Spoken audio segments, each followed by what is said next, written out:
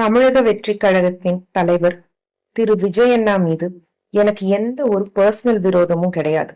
நான் ஒரு அரசியல்வாதியா தான் அவர் கேள்வி கேட்கிறேன்.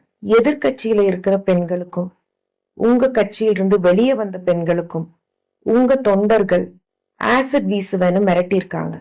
இது அந்த பொண்ணோட அம்மா ஒரு சேனலுக்கு கொடுத்த இன்டர்வியூல சொல்லியிருக்காங்க. உங்களுக்கு பாடி கார்ட்ஸ் இருக்கிற மாதிரி அவங்களுக்கு பாடி கார்ட்ஸ் இல்லைங்கன்னா ஒரு கட்சியோட தலைவரா நீங்க இதெல்லாம் ஸ்டாப் பண்ணணும். An efficient politician should focus on people and not on power. Thank you.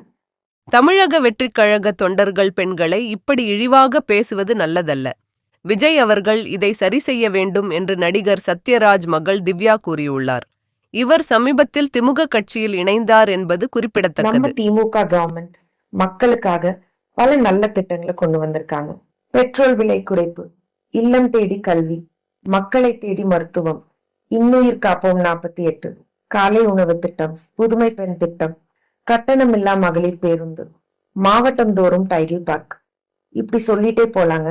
மக்களுக்கு என்ன பண்ணணுங்கிற தெளிவு திமுக கவர்மெண்ட்டுக்கு மட்டும்தாங்க இருக்கு. பாஜக போன்ற பலவீனமான கட்சிகளுக்கு தமிழ்நாட்டை பத்தி எந்த ஒரு புரிதலும் இல்லை.